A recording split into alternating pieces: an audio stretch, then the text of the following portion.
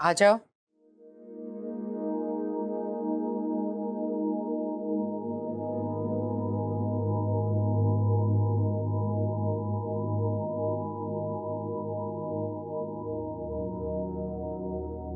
आ जाओ आसिया, पलट क्यों गई हो?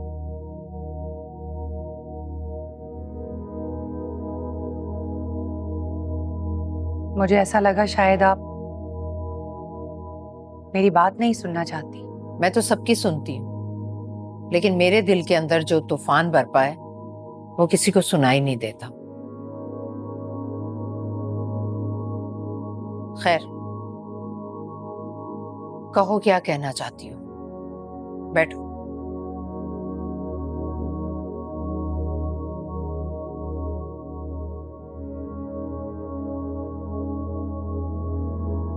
भाभी जान, मुझे मुझे आपके फैसलों पर और दानिशमंदी पर पूरा भरोसा है,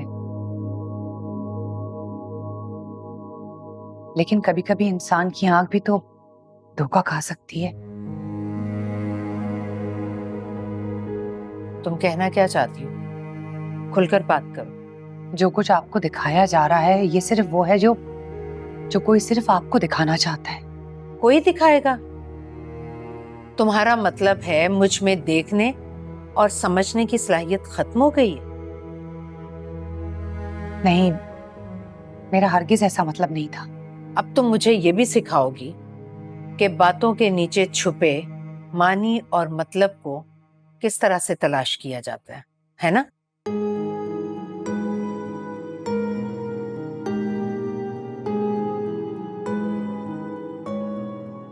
भाभी जान, आप अपने उसूलों, ज़ाब्ते और कायदों से मोहब्बत करती हैं, इसीलिए आपने इस घर के माहौल के हिसाब से ही तो परवरिश की है।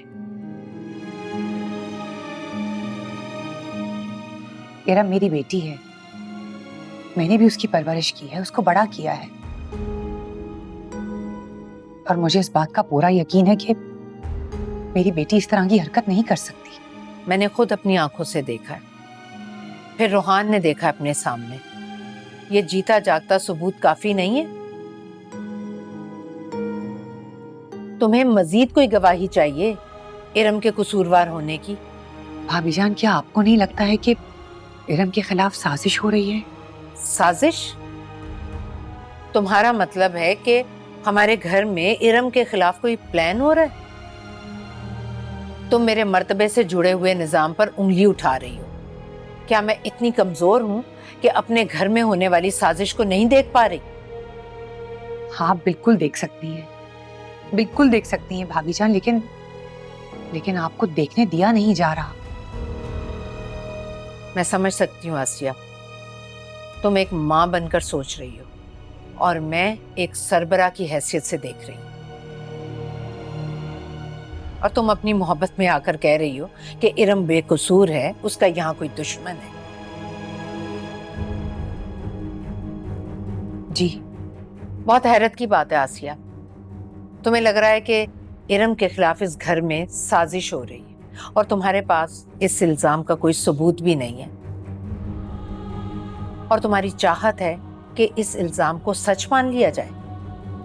अगर इसके बरक्स इरम के खिलाफ सबूत मौजूद हैं और तुम चाहती हो कि उन्हें गलत मान लिया जाए, ऐसा तो हरगिज नहीं होगा।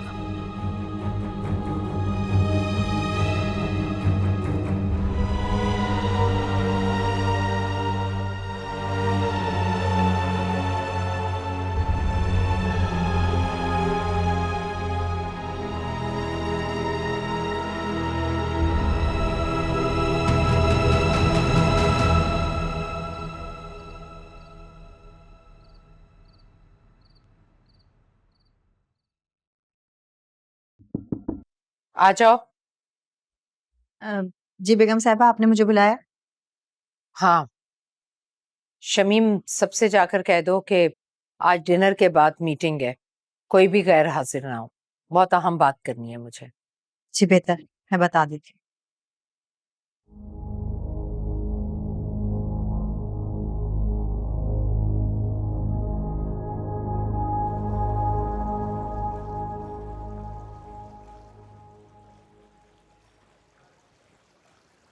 मिनट।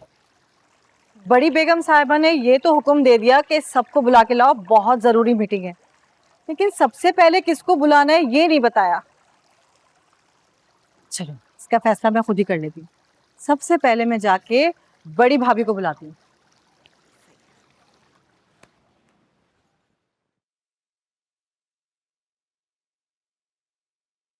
इरम बाजी, आज रात खाने के बाद ना बहुत जरूरी मीटिंग है, सब लोगों को बुलाया है।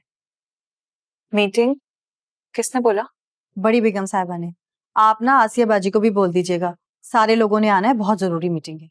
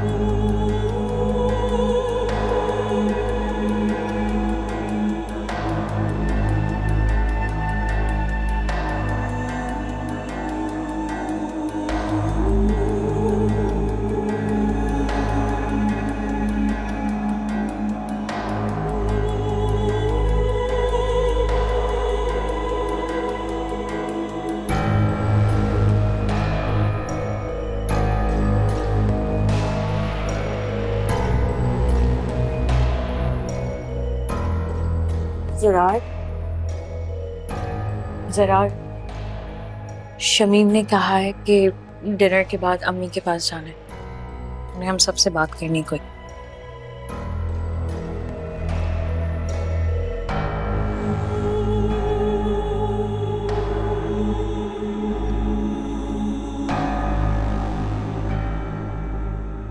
हया बीबी, बहुत बड़ी मीटिंग है। बड़ी बेगम साहिबा का हुक्म है कि सारों ने आना है, खाने के बाद होगी। अच्छा, तो मतलब ये भी होने वाला है? मतलब आपको इस बात का पहले से इल्म है? बाकी सारे तो मुझसे पूछ रहे हैं। अरे शमीम, वो है, मैं हूं, समझी ना? जाओ। वाह भाई वाह, तो ये मंजर, ये तमाशा होने को है। अरे इस जुमले पे तो मुझे एक शेर याद आ गया। वो क्या कहा था शायर ने? हाँ,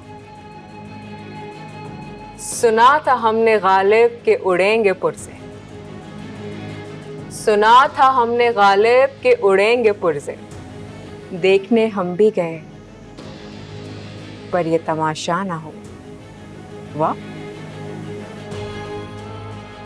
नहीं नहीं नहीं नहीं, ये आखिरी वाली लाइन कुछ सूट नहीं करती मुझ पर, क्योंकि तमाशा तो लगेगा, और ऐसा लगेगा कि दुनिया देखेगी।